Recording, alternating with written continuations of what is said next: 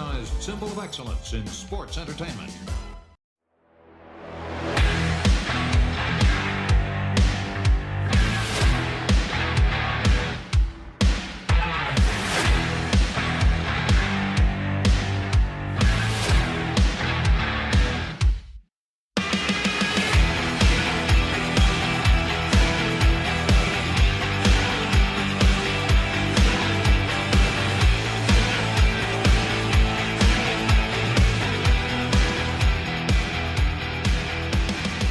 Hey, this is Kurt Angle, and welcome to the Kurt Angle Show. On the show today, we'll be discussing my recent biography on Peacock with the director, Alex Perry. But first, let me introduce to you my co-host, Paul Bromwell. How you doing today, Paul? Kurt, I'm doing great. Listen, it is so good to see you. And as I say that, I think about the last time you and I recorded was a couple weeks ago. We put a couple episodes in the can, and just what's crazy is everything that has transpired since the two of us sat down together.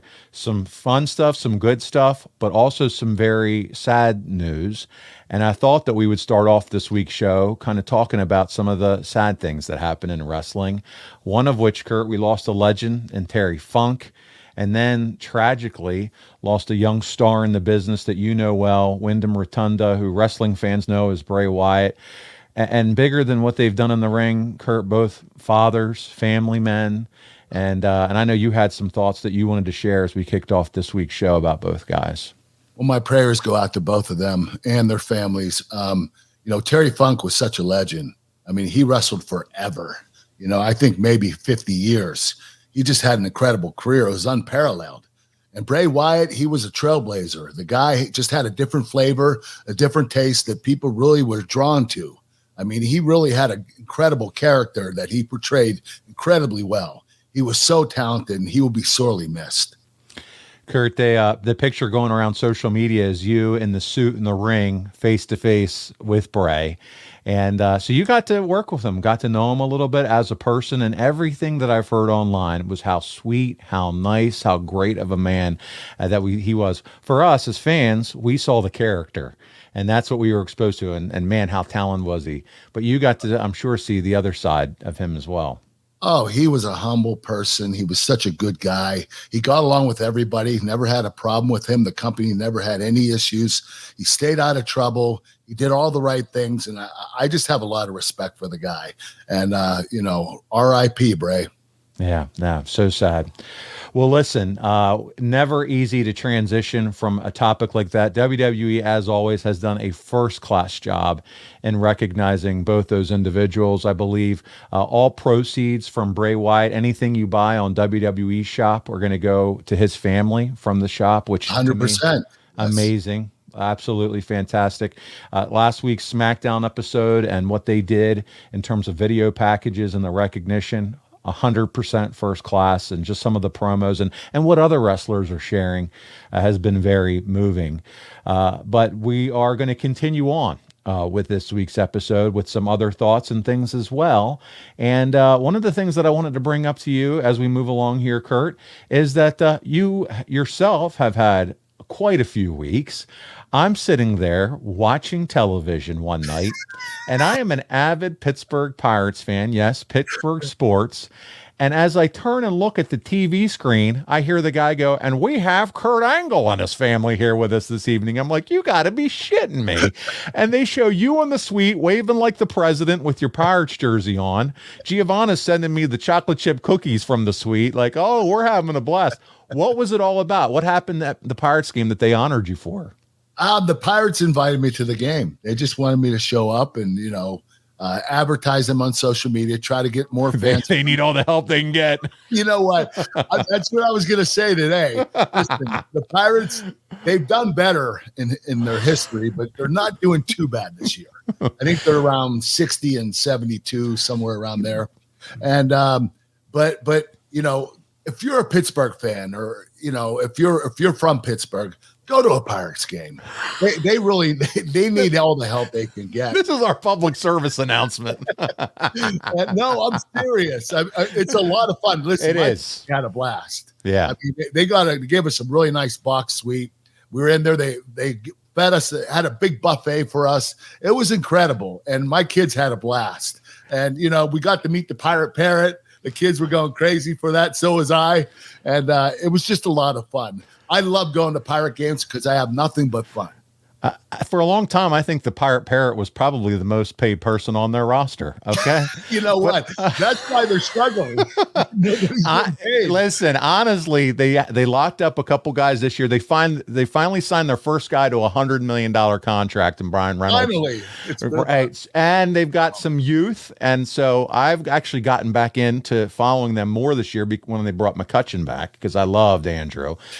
So they are a team on the move. Hey, listen, they've got enough number one picks in their system the last few years. Oh God, they better do something away though eventually.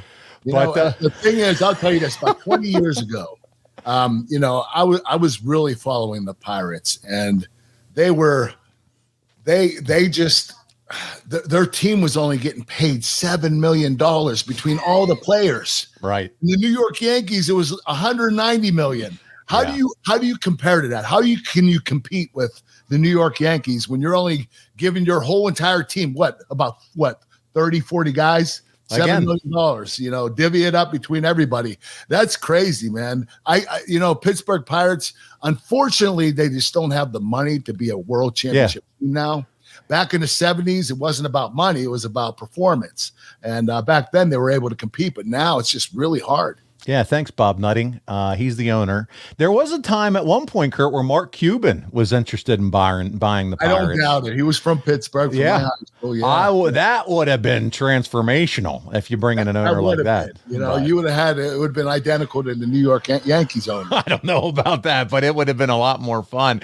Hey, listen, we do talk sports a little bit here at the beginning, and but as we're doing that, what are some of your favorite teams? And it ain't the Pittsburgh Pirates. What are your favorite teams to win it all, you think, in the Major League Baseball this year? Oh, you know what? Two teams that I've had my eye on for a couple months now is the Braves and the Dodgers. They're kicking ass and taking names. I think both of them have close to 90 wins already, and they're definitely standing out. Braves are unbelievable. When we just played them recently, I mean, even the 7, 8, 9 hitters have over 20 home runs apiece. I'm like, our top guy has 21. Okay. They're playing slow pitch softball out there, Kurt, the Braves. The Orioles good in the AL too. So we'll see what happens. A lot of fun, and we're enjoying our sports. Hope you guys are too. Football is right around the corner, so we can't wait for that. But we're not here to talk about Sports Center. Kurt and I are not your anchors for this evening. No, we're here at the Kurt Angle Show, and the biggest news of all that came out over the 2 weeks is Angle, your documentary. And my goodness, Saturday, September 2nd. So as this goes out to the public, it'll be Sunday the 3rd. Your documentary will have dropped on Peacock. Again, that's the same day that WWE Payback is going to be live in Pittsburgh. What can fans expect to see with this new documentary, Kurt? You know what? It's a really great documentary. It's really well put together. Alex Perry did an incredible job. It's about a story about a kid with a dream. And, you know, he had a lot of mishaps along the way, broken necks, you know, issues with drugs. It's about overcoming obstacles. And I am so proud of this documentary. I honestly believe it's one of the best. And Ric Flair quoted this. It makes my documentary look pretty lame. That's what Ric Flair said. Okay. And think about what Rick went through. So yeah. I commend Rick for saying that, but I don't think mine is nearly as intense as Ric Flair's life. But Ric Flair seems to think so. So You'll take it.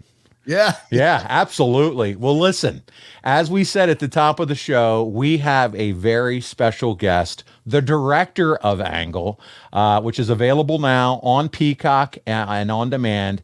That's right. It's none other than Mr. Alex Perry. Alex, you're with us today on the Kurt Angle Show. How are you? Hey, guys. I'm doing great. Thank you very much for having me on. I love what you guys The legend, Alex Perry. How you doing, man? I'm doing good. It's good to see you, Kurt. You too, man. Thank you guys for having me on the show. I love what you guys are doing with the show. It's a privilege to be on and be able to talk about this doc, because me and Kurt have been on quite the journey with it over the last few years, over the last probably 5 years. Wow. And it's been an amazing experience overall, and I can't wait to talk about it. Well, let's do it. And in true wrestling fashion, Kurt and I are going to be a tag team this week, and we're going to tag in and tag out and go back and forth and throw questions. Are you ready for this? I'm ready. Hit me. All right. So listen, let's start off with how did you get started producing films? Where did it all start for you, Alex? Well, it's a great question because I actually probably fell in love with storytelling through wrestling because, as a little kid, prior to movies, I was more so into wrestling. In the 90s, I was a huge wrestling fan. I loved my brother, who's my agent in Hollywood and is my best friend, got me into it. And I loved the Hogan era. And eventually, like all filmmakers, I picked up a camera probably in my early teens. If I happened to be a super athlete like Kurt, maybe there was a path to being a wrestler in the future. But unfortunately, I'm a very small dude, and that wasn't going to be in the cards. So I picked up a camera probably in my early teens and fell in love with filmmaking and started making short films with my friends. And then it just struck me as a lightning bolt, probably in my early teens. And one day I was standing with the camera and I was like, I'm just going to do this. And I just never thought about anything else since then. I've always thought about filmmaking. Wow. So that was your focus your whole entire life, was just to be involved in films. Exactly. Yeah. I've quite literally never thought about anything else. In my early teens, that's when I fell in love with it. And I, when I was a kid, I had those dreams of possibly being like an FBI agent or a firefighter or whatever in the future. Like all other kids, yeah. Or a professional athlete. But like I said, it wasn't in the cards. So yeah, and I was always the creative type. I was always putting on plays in school and such. And short films with my friends just became a thing. And my whole group of friends became filmmakers, and we all would just make short films all the time together. And it just became it was basically the way we would hang out as kids and as teenagers. And, we just had such a ball doing it that we never found it as work. And I still don't see it as work. And if I'm lucky enough, I want to do this until I never want to retire. I want to do this until I'm gone. Getting back to wrestling, since you went way off in left field. Yeah, sorry about that. You were a wrestling fan growing up. What were some of your favorite memories? With wrestling? Yeah. So, yeah, like I said, I loved the 90s wrestling growing up, but my peak fandom was during the Attitude Era because I was, in my early teen years, and back then that was the TV that you sought out as an early teen because it was edgy, and I loved Stone Cold and I loved The Rock, but there was something that was just so damn funny to me about a guy who thought he was better than everyone else. And that's why Kurt was my favorite wrestler growing up. And never in a million years did I think I would meet him or make a documentary about him. Yeah, isn't that something? It's like probably a few times you've had those pinch yourself type moments that, hey, I am literally working with the guy that I loved, enjoyed so much as a pro wrestler. I'm freaking working on his biography. Yeah, for sure. Yeah. And when I first met him, I had many of those moments. Now I just bug the shit out of him. Yeah. Well, he bugs the shit out of us too, so it's okay. It's all good, man. It's hey, and listen right now because we're recording prior to watching this. I cannot wait to see this, especially since I've heard the focus is, him and winning the Olympics, and that's more of the intense focus of this. I did want to ask you because I heard this is your debut, right? Yeah. Is that right? Yeah, this is my feature film debut, and I always wanted to do a scripted movie, and I wanted to be a scripted movie director. But as streaming started being more and more successful, I really started falling in love with documentary. Documentaries, we're only a handful of years removed from when documentaries were very inaccessible. There would be one or two every couple of years, maybe a Michael Moore documentary that you would see in the theater or something like that. But, ever since, Netflix blew up and streaming blew up, documentaries have grown in such popularity. I honestly think we're only years away from them equaling movies in popularity. And I just thought it was such a good way in. And since I'm so familiar with movies, I really wanted to make this doc feel like a movie. I didn't want it to feel like you were watching, I didn't want it to feel like you were being educated on a topic. I wanted it to play like a movie, and I'm very happy with how close we got to that goal. Well, why did you want to make this documentary about me? Okay, so that's a great question. As I said, Kurt was my favorite wrestler growing up, and I wasn't aware. I was a kid, so I wasn't aware of Kurt's backstory, actually. I didn't make the connection. I didn't even have the connection between the Olympics and pro wrestling. I knew him from pro wrestling. And I had never seen a wrestler whose gimmick was based on their own backstory. And when I kind of found that was almost a rumor that circulated among me and my friends at first. And when the internet kind of was coming out and I was able to finally look it up, and I saw that it was based on his real backstory, not only that, saw that it was based on a dramatic and unbelievable backstory, I just thought that was a mind-blowing thing. And that's never left my mind for all these years. And I was I always thought that there was unexplored ground for film. And there's been pieces on Kurt before. Mm-hmm. And I've always been, confused about why no one attacked that. And I think everyone thinks that pro wrestling fans want to see his pro wrestling and that's it. But I always wanted to shock pro wrestling fans and tell them the story that no one had ever seen before and spend a lot more time on Kurt's Olympic story. So that was my goal with it. We do go into his pro wrestling years as well, of course. And it's a biopic. But I wanted it to have the feel of more of like an overall like sports epic that you would see on like a 30 for 30 or something like that. Hey guys, need to call a quick timeout here. Wanted to tell your listeners what I've been telling my listeners over at OU didn't know for a while now about all the cool things happening over at adsfreeshows.com.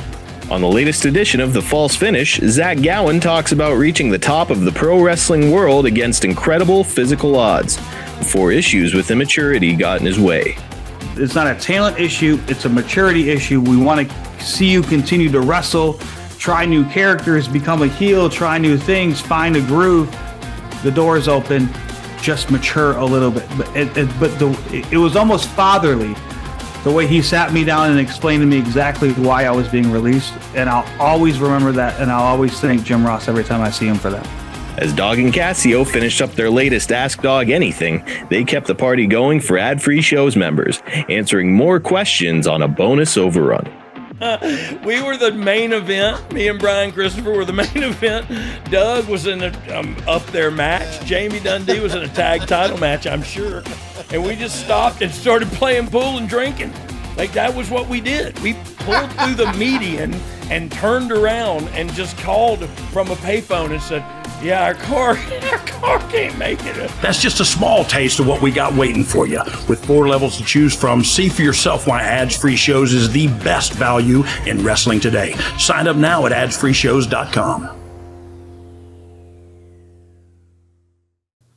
And I want to thank you, because what you said was absolutely right. You said, I didn't know the backstory of Kurt Angle. I was just a wrestling fan. And that's like so many of us fans. Oh, yeah, he's won a gold medal. That doesn't mean I remember seeing it or ever watched it or the journey to get there. But now he's this nerd who comes out acting like Leave It to Beaver character who did win a gold medal. Obviously very talented. But really, you start to learn about it as they go and highlight some of the things, and you learn about who he is. So I'm loving the fact that you're treating this or that early on story as the film centerpiece. I think that's really going to give depth to Kurt, to all of us as wrestling fans, in a different way than we've ever seen before. And I'm looking forward to it. Talk about the production. How did that get all put together? Yeah, so I had met Kurt a few years before. And, I always thought his story was so fascinating. So I would annoy him about it once in a while. And I would say, hey, you should let me make your documentary, blah, blah, blah. But it really came together when my brother, who's just the best brother in the world, he also happens to be a Hollywood agent, who Kurt knows as well. He's one of my agents, yeah. Yep, and his name is Adam Perry. And he introduced me to a producer named Ross Dinnerstein, at Campfire Studios in Hollywood. And Ross has become one of the most prolific documentary producers in all of Hollywood. He produces about 5 to 6 documentaries a year. I'm sure you've heard of many of them. His most recent one was on the Murdoch family, Low Country on HBO. Yeah. He makes many, many docs, and he's just a massive wrestling fan, and he had not made a premier wrestling documentary before. And I got in touch with him through my brother, and I pitched it to him, and he jumped on board right away. And it was just really exciting for me because he is, like I said, he's just a very prolific producer. He gave me a shot, and he's just been so fantastic this whole time. We got in touch with two other producers named Jeremy Baylor and Ben Hada. They produced the movie Team Foxcatcher, which is on Netflix. And the three of them acted as producers throughout the entire production. And it was a 2-year process, about a little over 2 years, I'd say, that we made it. And then I spent a whole 6 months on the music. We'll get to that later. But it was just a fantastic process from beginning to end. And with documentary is really tough. There's not much money involved in documentary, and you have to rely a lot on people who help you. And Kurt has been so nice to so many people throughout his life that made my job easier. When I would hit up all these people, they all felt like they were almost giving back to Kurt instead of me annoying them. So that made my job easy when it came to getting all this stuff for free, which you really have to because we don't have a lot of money. And it really made me super proud of the product we got in the end. Well, what was your favorite part of this project? So my favorite part, I would say my favorite part was interviewing. I would say there's no question. It was interviewing Kurt for the 3 days we interviewed him. Well, one of them was 8 hours straight. It was very grueling. We brought him in a documentary where the subject is telling their story from a first-person perspective. That is the crux of the documentary. And based on that person's storytelling ability is, that is what makes the documentary fly or not fly. And everything else that I was able to put together, all the pieces in the documentary, all came from the centerpiece, which was Kurt's interview. And I did not expect him to pour himself out as much as he did for us. And, he was extremely, and I'll say this, I bugged Kurt for years. I texted him questions probably every day for 3 years straight. And he was never, ever, he was always just like responsive. He never was short with you or anything? Never short with me, always gave me the information I needed. Wow. And nice guy. if I whatever my documentary is next, he set a high bar for the subject, and I'm probably going to be disappointed when the next person doesn't get back to me all the time with a bunch of questions. But my to get back to the original question, my favorite thing was Kurt's 3-day interview that we did. I believe one was 8 hours straight, another one was like 7 hours straight, and and to look through that, it's a very unique experience. When the subject is looking right into the lens like Kurt does in this movie, because I'm actually looking at Kurt through a mirror while he's speaking. And it's an extremely unique experience, especially when you're in that position for 9 hours straight. And the way Kurt was able to deliver his story, I think, is the reason that it's going to resonate with people, and the reason that I hope it inspires and lasts for years to come. Thank you, Alex. Kurt, it sounds like just another gold medal performance for you once again. I guess so. Did they even give you a milk break during these 8-9 hours? They gave me about 3 or 4. Oh, okay. Good. But no, you know what? It's great. I've gotten to spend some time with Kurt, and a conversationalist, and the recall when you ask him a question on something is truly amazing. Takes his time, gives you the details. Okay, let me tell you. And then just really gets in. And it's just like, man, we're going on a journey here. So again, super excited. I cannot wait to watch this myself. Kurt, I know you had a question for him. You know what? Our Funny or Die video, Olympic Trials with Kurt Angle, that began our friendship. But where did the original idea come from? Yeah, so that's how I met Kurt. I met him back in about 2012, and he had just thought about going back to the Olympics at the time. And since that didn't work out because of an injury and, et cetera, I wanted to reach out and see if he was willing to poke fun at himself, like he always was willing to. Yeah. And he was super willing to poke fun at himself. And that we had a blast making it, and over a couple days. and it was real fun. And, you know, it went semi-viral, and we had a great time with it. And, you know, it was an excuse for me to meet Kurt at the time is what it really was. Sure. And I really, really appreciate the fact that he did that, and the fact that he let me make this documentary about him, because I'm sure that a bunch of people would have chomped at the bit to make this about Kurt. And I think that Kurt saw that I was going to take it seriously. No, and you know what? You picked the right partner. Rob Van Dam was incredible with that. He was great. Alex, what was the light bulb moment for you as you started to think about putting this together? Obviously, he was a huge, gigantic superstar, but was it when you learned his backstory, or what was that moment that you were like, this is my guy, this is the story that needs to be told? Yeah, again, it's definitely the moment where, you know, realizing that Kurt's backstory was such fertile ground for filmmaking and storytelling, and I felt like it was so unexplored. And the fact that he what a unique life to win a gold medal and then to move on into something that was so different, that at the time, you know, I know you guys have spoken about this before, at the time was almost looked down upon by real wrestlers, by Olympic wrestlers. And to make that transition and to succeed in that other life, while also, you know, Kurt's life in general is, you know, it strikes me as a life that's all about resilience. The inciting incident in our documentary is when Kurt's father passed when Kurt was 16. And Kurt says a line after that moment where he says, I just kept thinking, keep moving, keep moving. And that line pretty much sums up our film. And that line in my mind sums up Kurt's life. He was always willing to keep moving. And not only did he do that, he does it with a good attitude, which, you know, makes everyone makes everyone love him. And, you know, that's the reason I wanted to make this. One, because he's a great dude and he has a great story. It's pretty much as simple as that. Wow, you're really kissing my butt right now. Kurt, did you story before the WWE and pro wrestling that you really wanted to focus on? Can you ask that one more time, Kurt? What was it about my story before the WWE and pro wrestling that you wanted to focus on? What was it about before the WWE?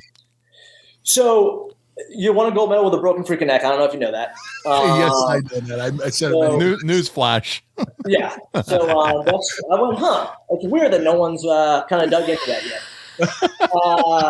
So I figured I would, and you know, the fact that Kurt went to Foxcatcher and was trained at Foxcatcher is also extremely interesting to me, because you know, there's been so many documentaries and movies about Foxcatcher now, and the story is so widely told, but through those movies and through those documentaries, it's still surprising to some fans to know that Kurt was there. Kurt was there in the middle of it. Not only that, Kurt was there at the end of it when the stuff went down. And we interviewed Nancy Schultz in this movie as well, and she was just so nice with her time and her sentiments about Kurt in that time.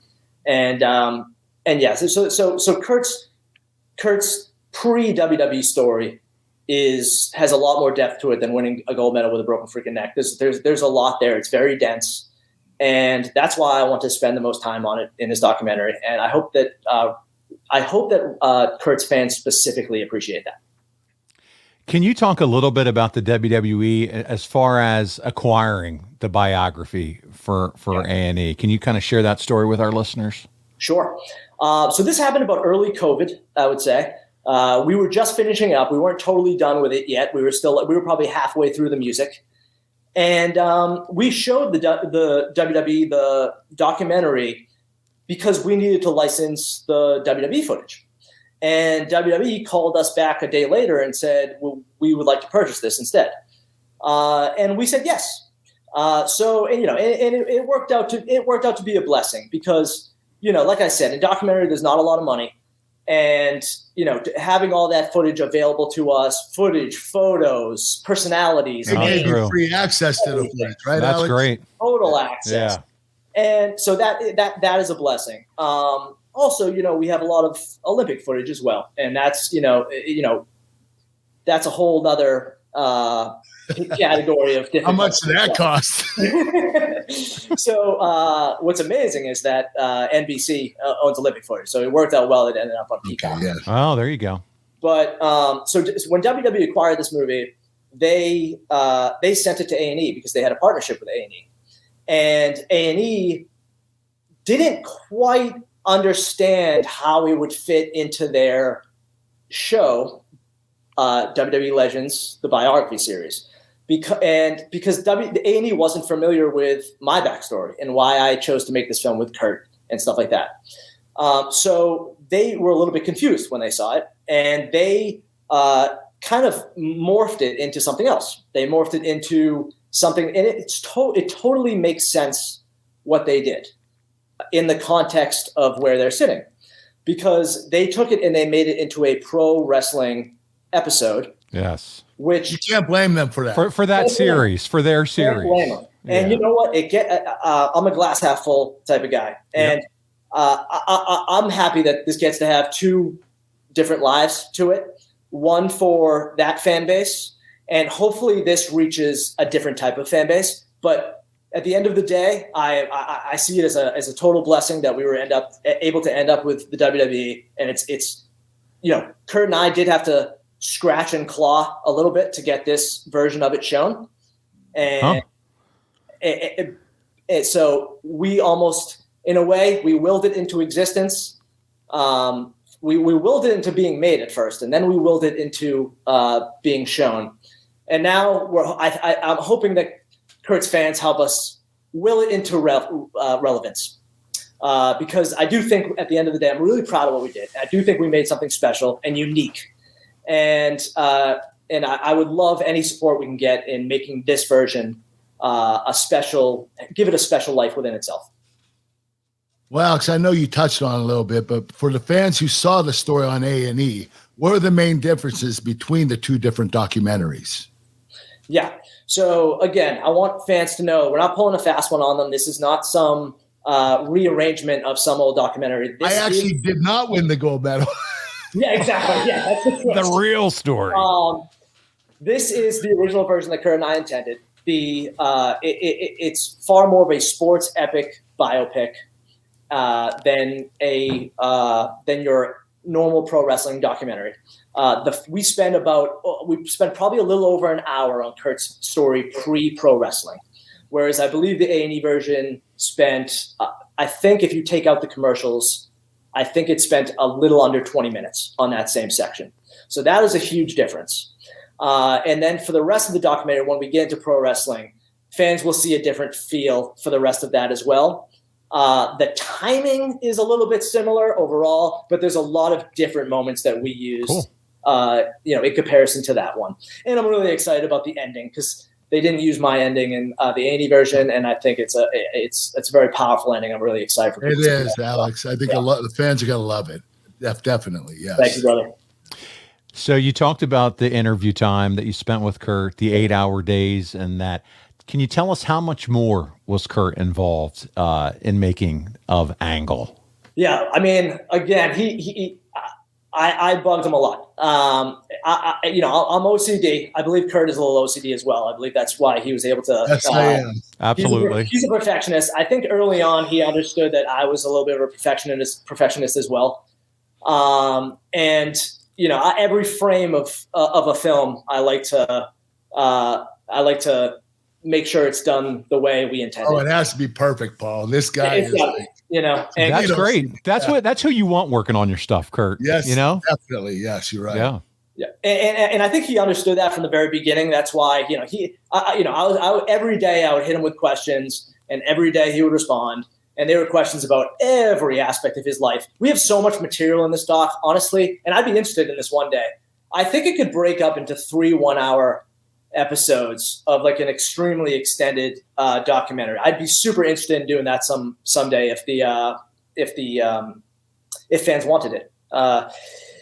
But yeah, because Kurt's story is so dense that I really think you can cover the Olympic story in one, WWE, and then TNA into now Yes. in three different 1 hour blocks.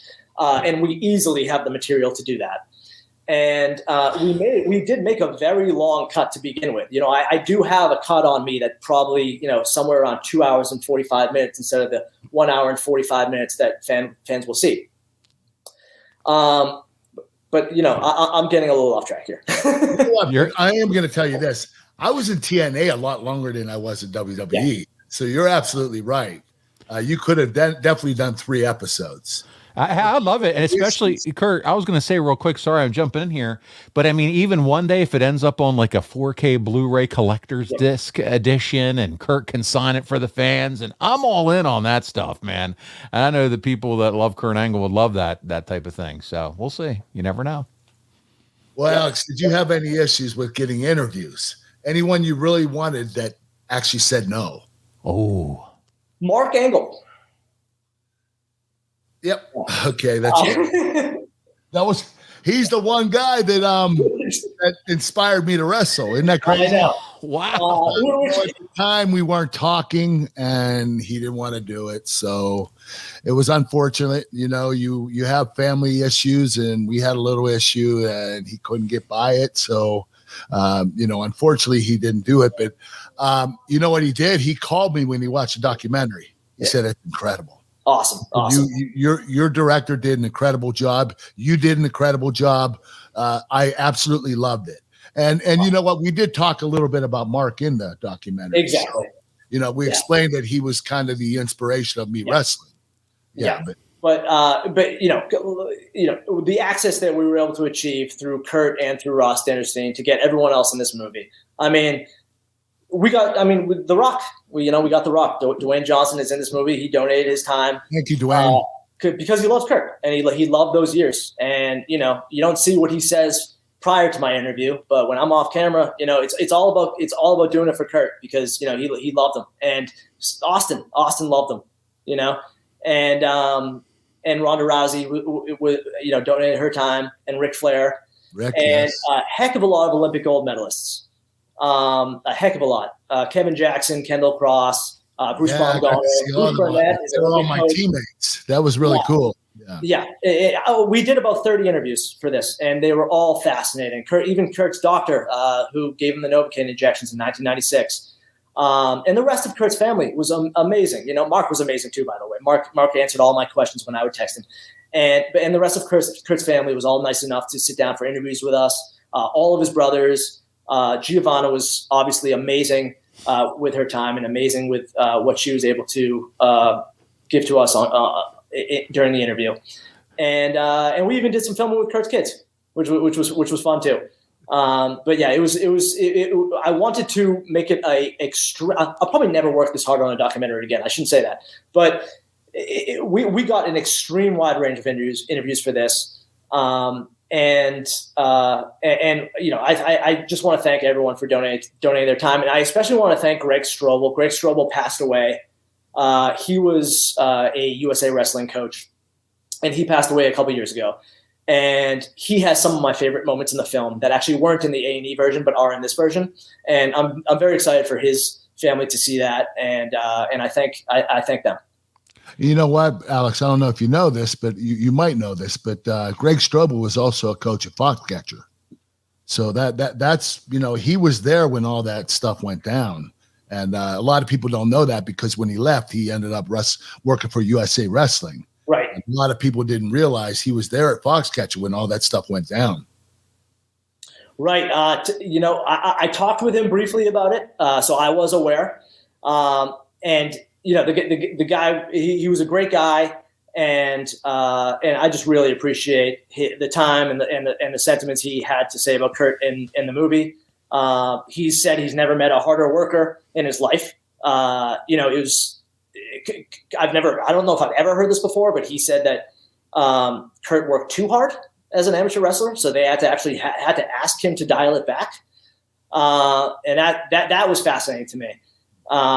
And, you know, in a way, that line is one of the crutches of the film as well, because it's such a narrative thread as well. There's so many narrative threads to Kurt's life, but that would be another one of them. And that is something that Greg Strobel expressed to us. I have kind of a two-part question here for you, Alex. You talked about some of the folks that you interviewed: Stone Cold, The Rock, familiar names, Ric Flair.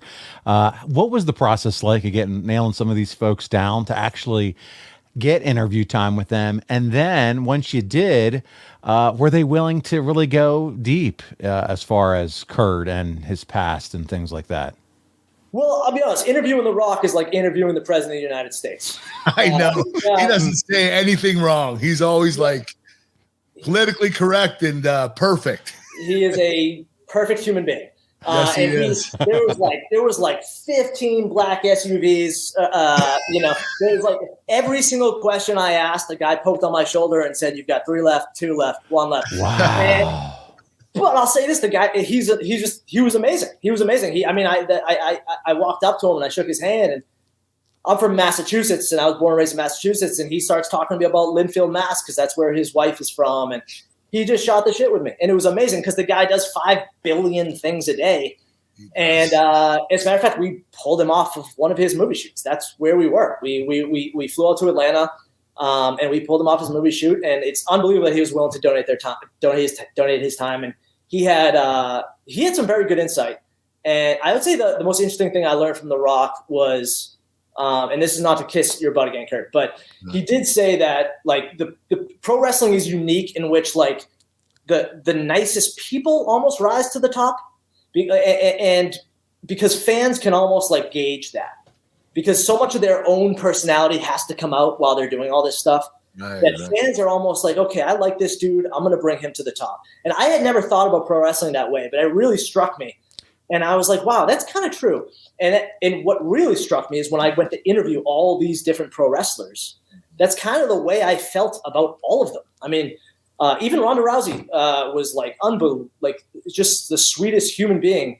I got to interview her at her farm, and she came out and she gave me all this like food and stuff, and she was just so nice to us.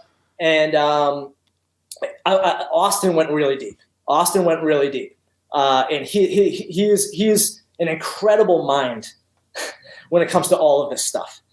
And he's a podcast host just like you, and he's extremely detailed in his explanations on everything, whether it be pro wrestling or any other subject. So that was an amazing thing to get.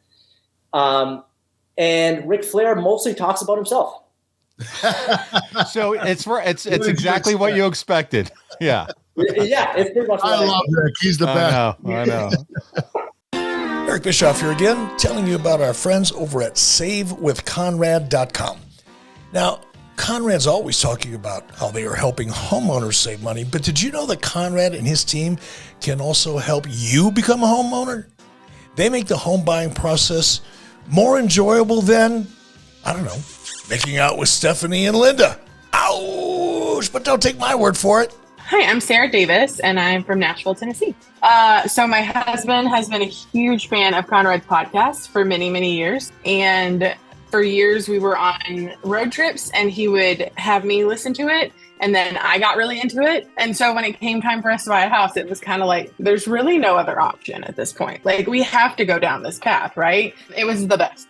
I worked with Steve. I don't know what to do. I was looking more for preparing to buy a house. How do I get this in order? What does this need to look like? What do I need to move around? What's more important that I pay off first? Because I'm a first-time home buyer. I don't know what that needs to look like. So that's when I called you guys and I talked with Steve, and phenomenal from day one. I got a full education on home buying before I was ever asked to fill out an application, before I was ever asked to do anything, which is just, I cannot brag on you guys enough. I literally cannot tell enough people about you, because we would not have a home if it weren't for you, if it weren't for that interaction and weren't for the learning process. And I feel like I went into being a first-time home buyer by the time we got through the end of the process with the same education that people need 4 or 5 homes to buy. And so now I feel like, all right, well, we can do this. We can do real estate. I can actually make good decisions and ask good questions at closing and beyond because of everything that you taught me. My name is Sarah Davis, and I got into my dream home with Save with Conrad. And unlike the dirt sheets, we're not making this up. Check out all the 5-star reviews. Go to SaveWithConrad.com and do it today. You'll be grateful you did. NMLS number 65084, equal housing lender. Woo! Well, how did you find footage of my legendary neck injury from the 1996 Olympic trials? How did you find that? Yeah. So one of my favorite things to do in documentary is find footage and photos that no one's ever seen before. And we have I would say we probably have about 20 or 30 things in this doc that no one's ever seen before. Kurt helped me get a lot of it.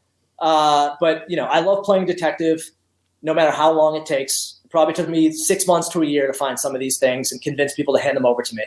But the way I did that was I looked at photos from the event, and I saw that there were people mat side with video cameras and still cameras. So what I did was I sent those photos to USA Wrestling, and I said, "Can you guys identify the people who are mat side in this match?" And they were like, "We can identify 2 of them." And they sent me the 2 names, and then I hunted those people down. And I said, "Hey, do you have anything from these matches?" One of them was a woman who was amazing. She was a still photographer, and she got me a photo of Kurt immediately after the match, bent over crying. Not his Olympics, his U.S. Open, of him bent over crying right after the injury and right after he beats Kerry McCoy. And it is my favorite photo by far in the movie. And it is also a photo that hadn't been seen prior to this movie. But the footage was a videographer identified. It was in his basement. It had never been seen before. And I think there was some crappy shots that had been seen before of a home video from the stands or something like that. But this is mat side, perfect resolution. So he has a beta tape. I don't know if you've ever seen a beta tape before, but they're like a big VHS. Yes. And this thing was sitting in his basement since 1996, and he hasn't touched it since 1996. And he said it was not digitized at all, so he just sent me the tape. It took me about 4 months of convincing him to do that first. And then he finally sent me the tape, and I put it in, and I digitized it. And me and the editor are looking at it, and our jaws dropped, and we were like, there it is. There's the thing, And it's definitely the crown jewel of my finds, I would say, in this documentary. But there is also probably about 30 of those types of things that people haven't seen before. And it's one of the most exciting things about documentary. Just find a bunch of stuff people haven't seen before. Kurt, what did you think when you saw that, when you watched the documentary? I was like, holy shit. I don't know how he got that. Yeah. Back then they weren't even filming USA Wrestling. USA Wrestling wasn't filming matches. Yeah. So to have a fan that was filming it and being able to get access to that, and especially when it's in his basement for 25 years and he hasn't touched it, he probably had to blow dust off of it. And, it's just crazy how Alex was able to find that. Unbelievable. I never thought in a million years that anyone would find footage of it. And it's mat side, high quality. I mean, you couldn't ask for a better version. So that's incredible. Yeah. Speaking of incredible, you mentioned it earlier in the show, the music. Yeah. We hear it's amazing. How were you able to come up with turning Kurt's WWE music into this cinematic sound? Well, I got to give all the credit to that to our composer. His name's Kevin Ripple. He did a phenomenal job on this. He spent, I, like everyone else, I bugged the hell out of him for probably a 6-month stretch during early COVID. And he did an incredible job. And I always knew I wanted to do that. And I've seen a couple of people attempt it in the past and other pieces on Kurt when I was doing research. And I didn't feel like they nailed it on the head. And I really wanted to find someone who was able to nail that. And this guy took a couple stabs at it, and within 2 or 3 stabs, he sent it to me, and I was like, oh my God, this is mind-blowing. And you'll hear it first in the opening titles that's in this version that's not in the A&E thing. Actually, as a matter of fact, almost none of his music is in the A&E thing, which I was a little bit happy about. Because recutting a movie is very difficult, and the music has to line up to the movie. So you have to take all the music out in order to recut something.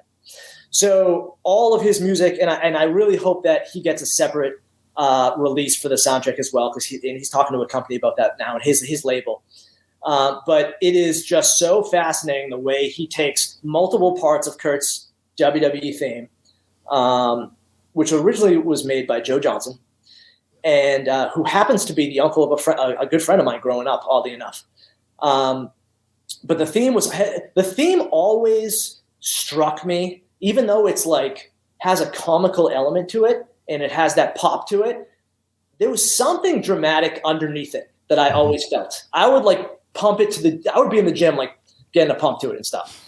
I was like, there's like a dramatic element here that's like lying right under the surface that like no one's really like delved into yet. And I sent it to the composer and he just crushed it. And he does it in different ways throughout the movie. It's obviously it's a very highly cinematic score. So versatile. But I'm looking forward to fans seeing the opening titles, the end titles, and when Kurt wins the gold medal. That's when you'll hear it the most. But there's also other moments throughout the whole movie where you'll hear it as well. Well, Alex, are there any other fun tidbits that fans should know about from the stuff? Yeah, just want to name drop one other person. Ann Dern did a terrific song for us as well during Kurt's World Championship win in 1995. Fun tidbits. Let me. So yeah, this will show how crazy I was on this movie. Like, one thing I did was for all of our B-roll shots. I probably won't do this again. This is probably going too far. But for all of our B-roll shots in the movie, I put authentic props from Kurt's life in the frame. So whenever you see something in the frame, it's actually something from Kurt's life. And the most impressive of those, I don't even know why I did this looking back, but the most impressive of those was probably his Olympic singlet that he actually won the Olympics in. I wasn't able to track down the red one that he won gold in, but I was able to track down the blue one. And I made the National Wrestling Hall of Fame mail it to me. And there's an awesome shot in the movie I love of it being pulled off a chair. Pulled off that chair. Dramatic. Yeah. Is Kurt's actual Olympic singlet that he wore at the 1996 Olympics for the first matches before the gold medal. Yes. And there's a bunch of other examples like that as well. Like all of his original Foxcatcher stuff is in the movie. His original Foxcatcher training logs. At one point I was like, Kurt, I'm doing a shot where I'm filming a suitcase that you just packed. And he's like, okay. And I'm like, send me one of your actual singlets from WWE because I'm going to put it in the suitcase. And he was like, oh, God. And the guy is so nice that he actually went and mailed it to me and allowed me to shoot that. And then I mailed it back to him. So that's just a couple examples. And if you look at all the B-roll shots in the movies, there's a slew of other things I could pull out as well that fans can hopefully see. If folks aren't excited to watch the documentary prior to, WWE pumping it up, but you're listening to this podcast, I guarantee they are excited now. So I'm looking forward to hearing and seeing some of this stuff, from down to the props to the music to all of it. Talk about your hopes. What are you hoping in terms of the Peacock release? What are your goals? Like I said, Kurt and I fought hard for this version of this film to be released. This is award. You know what? If they toss it at me, am I going to say no? No, I'm just kidding. No, hey, that's good. Kurt and I really wanted this version of this to be shown because this is the version we intended to make starting when I started bugging him about it 5 years ago. And I hope that, fans appreciate that we told parts of Kurt's story that had been unexplored in the past. And I really hope that, my hopes for this would be for fans to see it as a highly unique documentary about one of their favorite professional wrestlers. That's my hope for this documentary. And the awards. I'm just kidding about that. How does it feel knowing that this debuted on Peacock after a WWE Premium Live event? Yeah, so listen, one of the blessings about WWE being involved with this is the fact that they were totally willing to market it for us. Noted. And, they love Kurt. They love Kurt, and they want to do right by Kurt. And, they've been playing commercials for this on Raw and SmackDown and NXT, and they're going to play commercials during Payback. So that's, for a filmmaker, especially a documentary filmmaker, it's so hard to get your stuff to see the light of day, and anybody who knows filmmaking knows this about any filmmaking project. So to have it see the light of the day is one thing, and to have it be promoted is a whole nother thing. And Kurt, thank you so much for doing all you do for that as well. And I'm just so appreciative of all the help we're getting now. And it's, I can't say thank you enough to everyone who's helping us get the word out about the doc. You said it. The timing couldn't be any better. The premium live event, and the premium live event is in Pittsburgh. I mean, it's like the script was written for you guys. So I'm thrilled so much for you. Thank you, brother. I really appreciate that, Paul. What's the craziest thing about my life that you learned from doing this? The craziest thing, I would say, to be honest, there wasn't a craziest thing. I knew Kurt's story pretty darn well, and I was hyper focused in the way that I wanted to tell it. So I would say that the craziest thing wasn't what I learned in the documentary. I would say the best thing was Kurt himself subverting my expectations with how awesome he was to me and how awesome he was. They say never meet your heroes. I got to meet one of mine, which is awesome. And he didn't disappoint. So I would say that was the coolest part about making it. As far as craziness, I think that's, that part of Kurt's story has been told. And, you will see some new details in this that weren't in the previous. But at the end of the day, like I said, Kurt's life is about resilience and overcoming these things. And he's done so. And he has come out on the other side. Being the guy he is today is just, it's an incredible thing. And I hope that this documentary pays tribute to that specifically. Well, it's what's next for you. Oh, good question. So I've got several documentaries that I'm really excited about that I have in development right now. I'm not going to go into detail about what they are yet, but I am. What I do want to do now for sure is stay in the documentary world for a few more years. Specifically, probably the sports documentary world. I have a sports crime doc that I'm really excited about. I'm hoping that's the one that goes next. But yeah, sports documentary world for me is I'm gonna go full bore at that for the next few years, and then hopefully after that, I'll make the jump into scripted movies. I have a football movie that I wrote probably a year ago, and I'm hoping that would be my first narrative film down the line. Ladies and gentlemen, get to know him now. Alex Perry, soon to be award-winning director. That's what we're cheering for, man. That's what we're cheering for here. And man, I can't thank you enough for coming on to discuss Angle with us this week. Yeah, Alex, thanks for coming on. Thank you for making the documentary. It was a lot of fun working with you, and I'm very honored to be able to work alongside with you. You're a great individual and a great man, and I absolutely love this documentary. Thank you guys so much. One more time, just thank you guys so much for the privilege of having me on this show and getting the word out, because it's awesome. And thank you to the fans, because they're the ones who could potentially make this a special thing. So thank you so much to the fans for understanding this whole two different lives of this doc. And I can't wait until you see this one. Thank you so much, guys. I really appreciate it. Thank you, Alex. Thank you, Take Alex. care, man. Well, there you go. Alex Perry, Kurt, what a treat that was for us to have him on right at the same weekend as the debut of your documentary, my friend. Yeah. You know what? He was, when I met him, he acted more like a fan than a friend, and rightfully so. Well, he was a massive fan. Yeah. Yeah. But once I got to know him, I just enjoyed being around him. He had incredible work ethic, just like me. He was driven just like me. He does movies, I did wrestling, and we were both good at what we did. And we were able to have a common ground of knowing what work ethic is all about. And that's what brought us together. We both worked extremely hard on this documentary, and we're both very proud of it. And as you should be, can't wait to see it, Kurt. And hopefully all of you, if you haven't watched it yet, check it out. It's Peacock. It's Angle. It's the place to be. And we'd love to hear your feedback. What are your thoughts? What are you thinking? Put it on social media. Help support it. Spread the word. And we can't thank WWE enough for helping to promote it. Right, Kurt?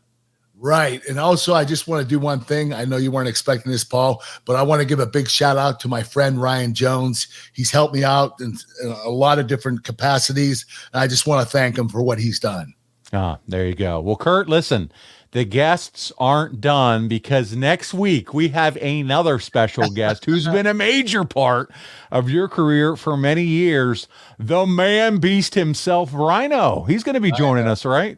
Yes, and the reason why is we're going to have a 9/11 episode, and Rhino and I main evented in Houston, Texas, the day after 9/11.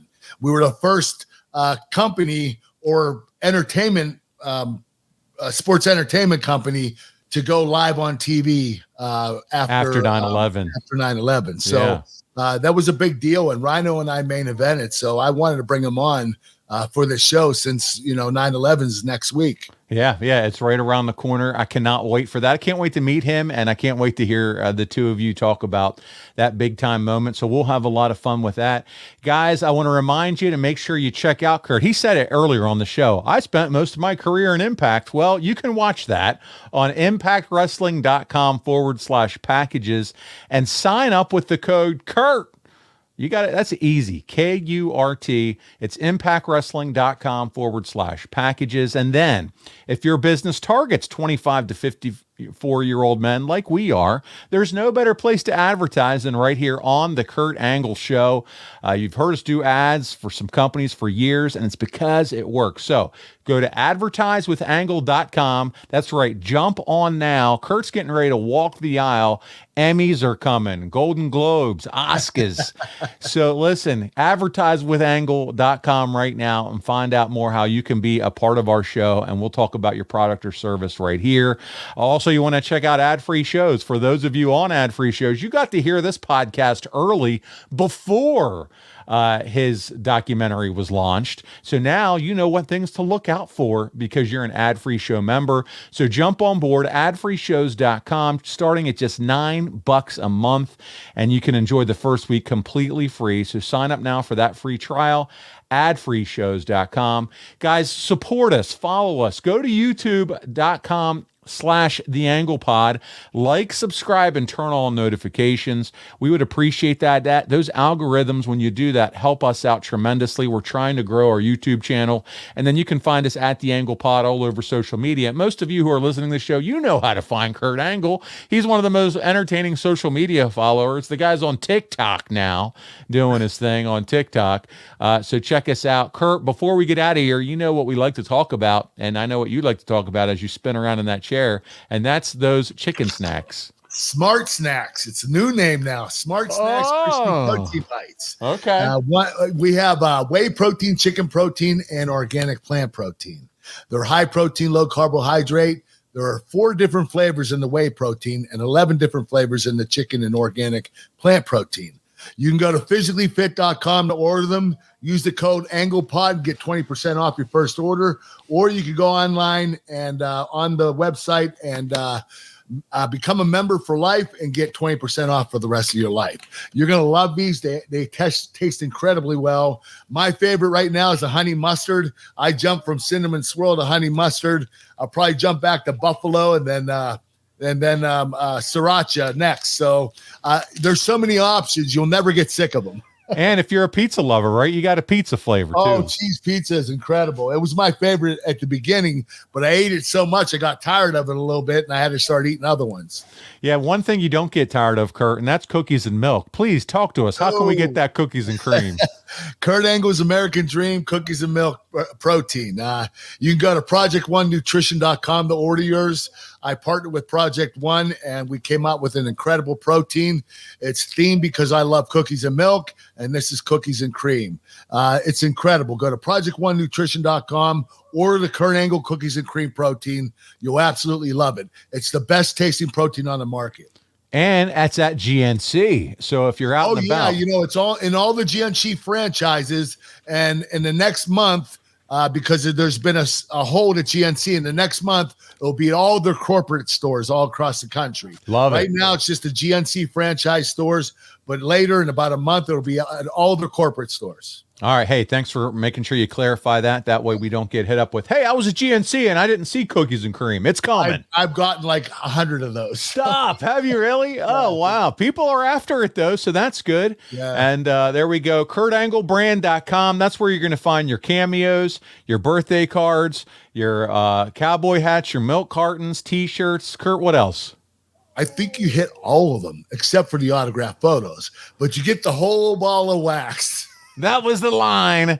That's when we're done with that spot. Kurt Angle came up to me during my autograph signing and said the whole ball of wax. Get out of here. Well, I love it. At least 15 fans. We've created a thing, the whole ball of wax. Oh my God, Kurt, this is fantastic. So we do have fans that come meet you that love the show. Yes, we do. Absolutely.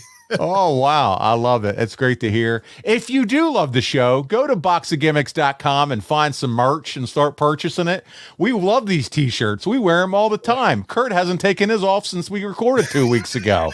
So make sure you get the merch and support your boys at the Kurt Angle Show. Kurt, I had a wonderful time with you this week, my friend.